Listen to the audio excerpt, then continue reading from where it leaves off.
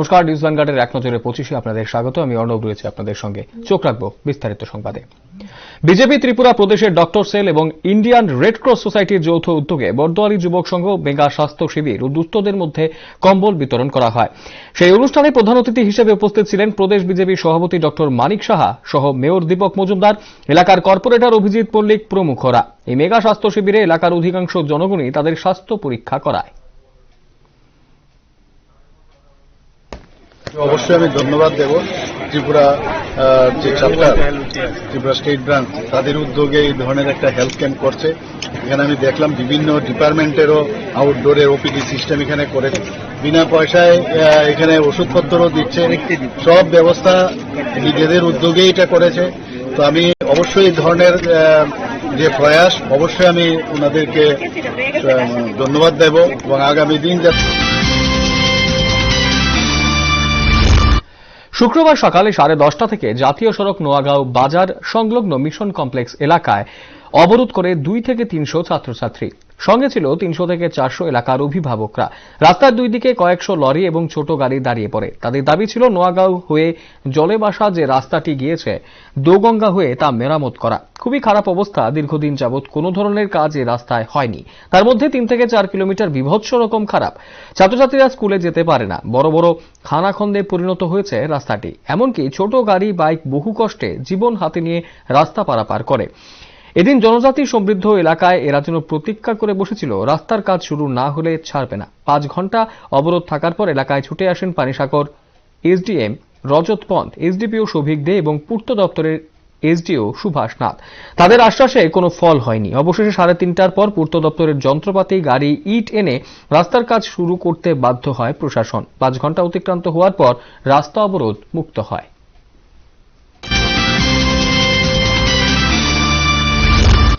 Voter list নিয়ে উত্থাপিত অভিযোগ স্পষ্টীকরণের জন্য ত্রিপুরা বার অ্যাসোসিয়েশনের নির্বাচন আপাতত স্থগিত রাখা হল। শুক্রবার এক সাংবাদিক সম্মেলন করে এই কথা জানালেন ত্রিপুরা বার অ্যাসোসিয়েশনের রিটার্নিং অফিসার তথা বিশিষ্ট আইনজীবী সন্দীপ দত্ত চৌধুরী। তিনি জানান, ভোটার লিস্টের প্রক্রিয়া সম্পন্ন হলে পরেই নির্বাচনের দিনক্ষণ ঘোষণা করা হবে।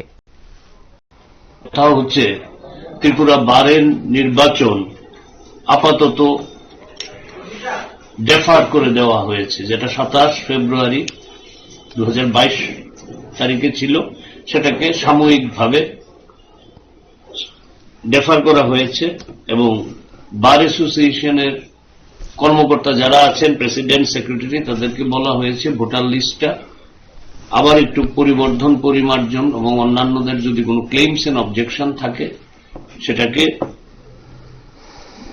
অনুধাবন করে 15 দিনের মধ্যে, দ্যাট মিনস ফ্রম ইয়েস্টারডে, গতকাল থেকে 15 দিনের মধ্যে সমস্ত কাজটা সম্পন্ন। ভোটার তালিকায় কোনো অনিয়ম বা কারচুপির এমন কোনো অভিযোগ নেই, শুধুমাত্র পদ্ধতিগত ভুল ছিল। সেই ভুলটি হল ত্রিপুরা বার অ্যাসোসিয়েশনের এবারকার নির্বাচনের চূড়ান্ত ভোটার তালিকা ত্রিপুরা বার কাউন্সিলের অনুমতি নেওয়া হয়নি। তাই ত্রিপুরা বার অ্যাসোসিয়েশনের এবারকার নির্বাচন স্থগিত ঘোষণা করা হয়েছে। বক্তা ত্রিপুরা বার অ্যাসোসিয়েশনের বিদায়ী সম্পাদক আইনজীবী কৌশিক ইন্তু।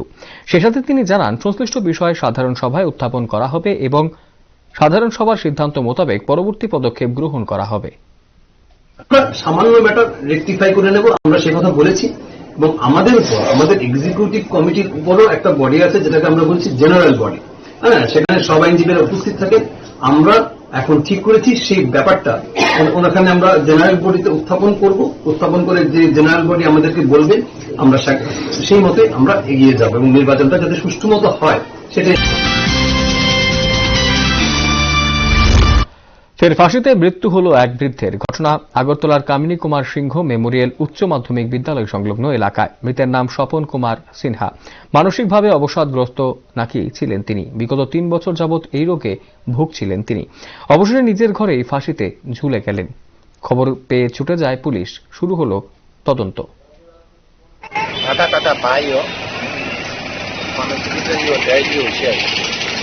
অনেক দীর্ঘদিনেরই হতো এটা বহিঃপ্রকাশ। নাম কি? স্বপন সিংহ।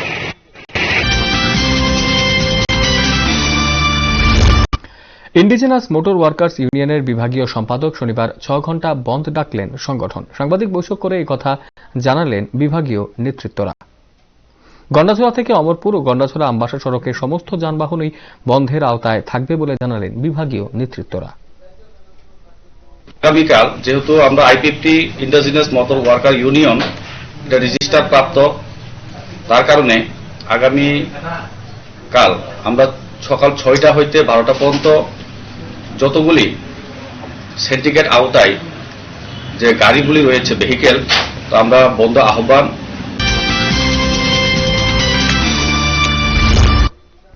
নিয়ম রক্ষার ম্যাচে জয়ী রামকৃষ্ণ ক্লাব। শুক্রবার উমাকান্ত ময়দানে সুপার 4-এর এই ম্যাচে রামকৃষ্ণ ক্লাব 4-0 গোলের ব্যবধানে হারিয়ে দিল লাল বাহাদুর ক্লাবকে। বিজয়ী দলের হয়ে হ্যাট্রিক করেন লাল নুন টুলুঙ্গা, অপর গোলটি করেন লাল রিন ফেলা।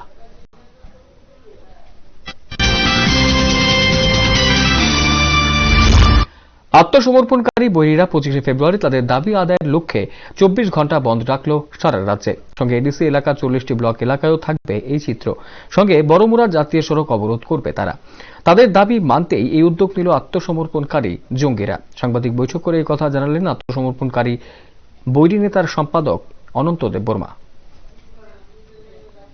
নরক মানজাগৈ চিনি হানি বাগৈ চিনি দফানি বাগৈ করি রক ন जों 3 लाख नक सामानि दङ करि रक 3 लाख नक करि रक हाकरि रक हारनानै सामान दङ अब गभर्नमेन्ट को सिजाक तामंगै 70 बोसोर मानि परेब ताबको हाकरै नकरै दुकान करै माइसानानि करै नहा सिन्ता फरक आबन बागै जों शक्ति खायमानसे एकन खायमानसे ताबो बरक खाया आबनि बागैनो जों 28 बोसोरनि परेब तिनि चिनि चबा खालायनाय रक जारा फिरक फायनाय रक जारा कलमाता रक যারা চিনি সহযোগী রক যারা চিনি কৃ রক जों মিলি ওই जों তিনি কাহিয়া ডিসিশন লাকা 25 তারিখ যত দোকান রয় রক ন जों কই যাও নরক দোকান আদিনতা খুলক দে স্কুল কলেজ তা খুলক দে जों লামা লামা।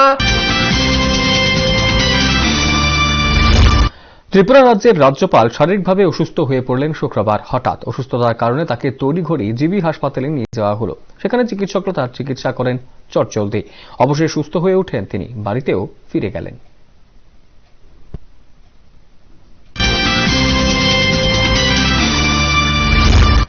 উদয়পুর ভিআইপি জোন এলাকায় এক বন বিড়ালের মৃতদেহ উদ্ধারের ঘটনাকে কেন্দ্র করে চাঞ্চল্য ছড়িয়ে পড়েছে। ঘটনার বিবরণে জানা গেছে, বৃহস্পতিবার রাত 9:30 নাগাদ জনৈক এক সাংবাদিক রাস্তা দিয়ে যাওয়ার সময় গোমতী ডিএম রেসিডেন্টের সামনে রাস্তার মধ্যে সেই বন বিড়ালের মৃতদেহ দেখতে পায়। যদিও ওই বন বিড়ালটি গাড়ির চাপা পড়ে মৃত্যু হয়েছিল।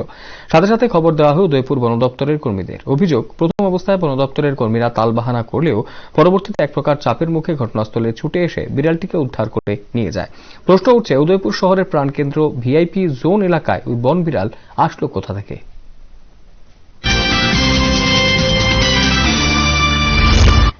ত্রিপুরা রাজ্যের রাজ্যপাল শারীরিকভাবে অসুস্থ হয়ে পড়েন শুক্রবার। হঠাৎ অসুস্থতার কারণে তাকে তড়িঘড়ি জিবি হাসপাতালে নিয়ে যাওয়া হলো। চিকিৎসকরা দ্রুততার সঙ্গে ওনার চিকিৎসা করেন।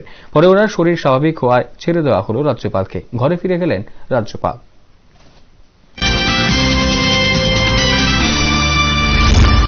ট্রিপার গাড়ির আস্ফালনে নাজেহাল উদয়পুরবাসী। অভিযোগ, প্রতিনিয়ত এই গাড়িগুলো উদয়পুরের বিভিন্ন প্রান্তে কোনো না কোনো দুর্ঘটনায় জড়িয়ে পড়েছে। নিশ্চুপ পুলিশ প্রশাসন।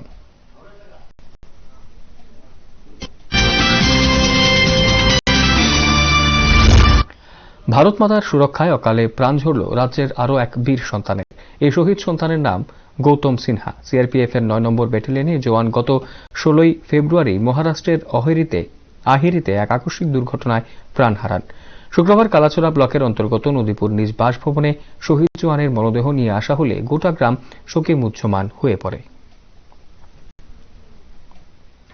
हेड कांस्टेबल गौतम सिन्हा इनका नाम है और 9 बटालियन सीआरपीएफ आहेरी महाराष्ट्र में नौकरी कर रहे हैं और वहां पर पीटी के दौरान इसके बाद नेचुरल कॉल के लिए गए और वहां पर ही गिर गए। तो उनका साथी ने उनको उठाया और यूनिट अस्पताल में उनको भर्ती करा के इलाज कराया।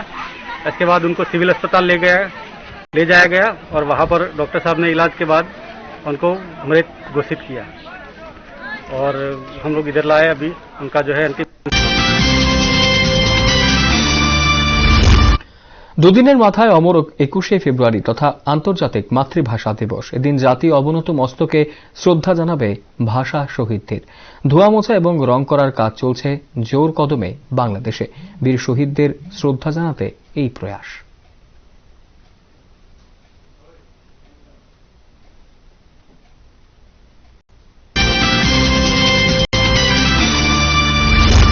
আন্তর্জাতিক ক্রিকেট স্টেডিয়ামে কাজ তদারকিতে শুক্রবার নরসিংগড় গেলেন টিসিএ সচিব তিমির চন্দ। খোঁজখবর নিলেন সবকিছুরই। কথা বলেন মাঠের দায়িত্বে থাকা কর্মী সহ ইঞ্জিনিয়ার স্টাফদের সঙ্গে। তিনি আশাবাদী এবছরই সম্পন্ন হয়ে যাবে এই স্টেডিয়াম। গ্রাউন্ডের কাজ তো দেখলাম খুব দ্রুতই চলছে এবং আমি আমাদের ইঞ্জিনিয়ারিং এবং কোম্পানির সাথে কথা বলে দেখছি যে এদের প্রায় অলমোস্ট 450-500 লোক রোজ এখানে কাজ করছে। 3 দিন আগে মাননীয় মুখ্যমন্ত্রী এসেছিলেন, তো উনিও দেখে কাজ দেখে খুব খুশি হয়েছেন এবং কাজটাকে আরো দ্রুত সম্পন্ন করার জন্য উনি বলে গেছেন। তো আমিও অনেকদিন পর এসেছি, তো আমিও এনাদেরকে অনুরোধ করেছি যাতে কাজ তাড়াতাড়ি সম্পন্ন। আগরতলার মহাত্মা গান্ধী মেমোরিয়াল দ্বাদশ শ্রেণী বিদ্যালয়ের নতুন বিল্ডিং পরিদর্শন করলেন পূর্ব ত্রিপুরার সাংসদ রেবতী মোহন ত্রিপুরা। স্কুলে গিয়ে এদিন 7 দিনের এনএসএস শিবিরের উদ্বোধন করলেন তিনি। এনএসএস এর এই উদ্যোগকে স্বাগত জানালেন সাংসদ রেবতী ত্রিপুরা। বিভিন্ন ধরনের সামাজিক সেবামূলক কাজ তারা করে থাকে দেশ এবং সমাজের জন্য। তো এই যে শিবিরটা প্রত্যেক বছরের নয় এবারও শুরু হয়েছে আজকে থেকে। আমি এই শিবিরের সাফল্য। বামেরা যা করেনি 25 বছরে তাই করেছে বিজেপি সরকার। জনগণের সুবিধার্থে তেলিয়ামুড়া পুর পরিষদের 7 নম্বর ওয়ার্ডে নতুনভাবে রাস্তা ও ড্রেন তৈরি করে দেওয়া হয়েছে। এতে খুশি গোটা এলাকাবাসী। দীর্ঘদিনের সমস্যার সুরাহা হল এই এলাকায়। এতে খুশি সবাই। এটাও হচ্ছে 7 নম্বর ওয়ার্ড। তো বিগত 25 বছর ধরে এটা মানে হয়েছে না। এই রাস্তাটা আগে হওয়া উচিত ছিল, জানি না এটা কেন হয়েছে না, বাট এখন হয়েছে। তো এটা আমি খুব খুশি। আমরা এই এলাকার জনগণ, এই জায়গার সবাই আমরা খুব খুশি যে এমন একটা রাস্তা হয়েছে। এটা আমরা মানে অনেকদিন একটা সমস্যার সমাধান হয়েছে। রাজ্যে এখন কোভিড অনেকটাই থিতু। গত 24 ঘন্টায় রাজ্যে আক্রান্ত হলেন 10 জন। মৃত্যু নেই। টেস্ট হয়েছে 2389 জনের, তথ্য স্বাস্থ্য দপ্তরের। সুস্থ হয়ে এই সময় বাড়ি ফিরেছেন 19 জন। জনগণ অনেকটাই স্বস্তিতে। মৃত্যু নেই কোভিডের কারণে।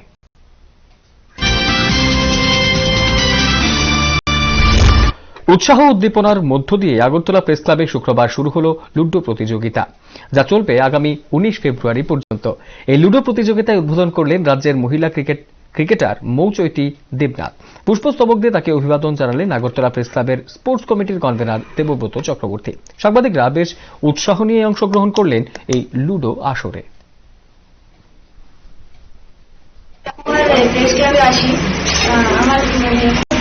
কৃতজ্ঞ ওনাদের কাছে যে আমাকে ডাকা হয়েছে।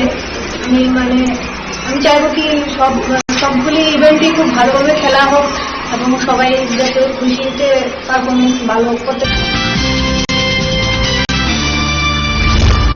খোলস ছেড়ে বেরিয়ে আসছে বামেরা। শুক্রবার সারা জাগিয়ে শহর এক বিশাল মিছিল করল বামেদের দুটো সংগঠন।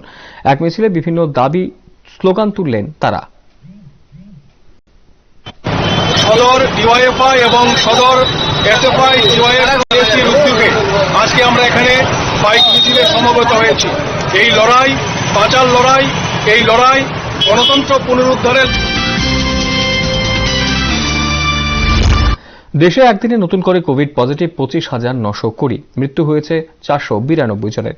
এই দুই পরিসংখ্যানই বৃহস্পতিবার চেয়ে অনেকটাই কম। তাছাড়া নিম্নমুখী পজিটিভিটি রেটও। স্বস্তিতে দেশ।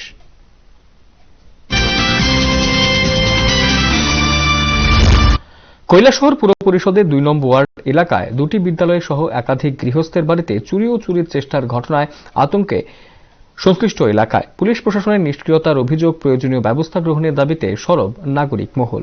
শুক্রবার কৈলাসহর থানায় স্মারকলিপি প্রদান করল এলাকার সচেতন নাগরিকদের এক প্রতিনিধি দল।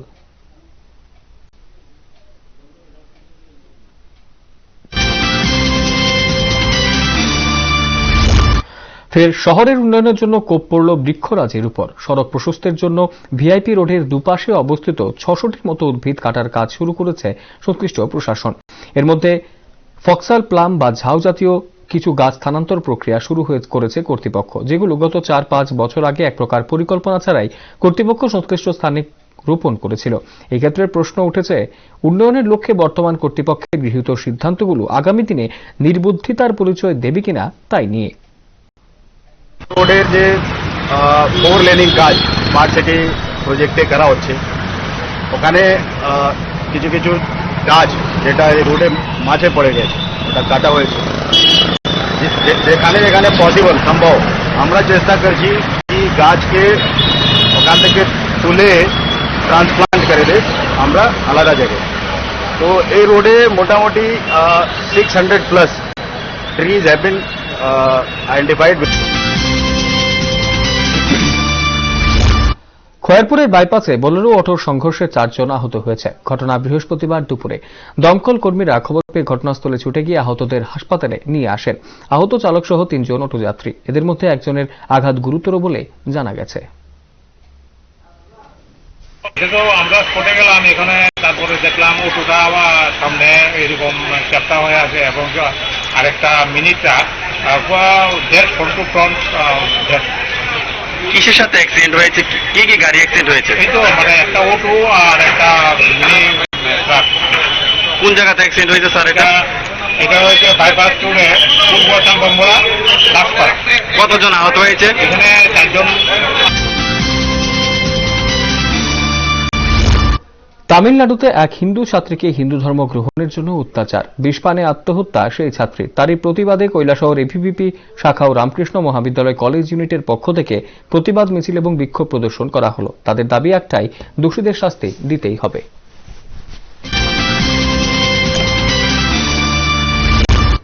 এখনকার মতো ১ নজরে 25 এই পর্যন্তই। পরবর্তী লেটেস্ট নিউজ ও আপডেটস দেখতে শুধুমাত্র চোখ রাখবেন নিউজ ভ্যানগার্ডের পর্দায়। নমস্কার।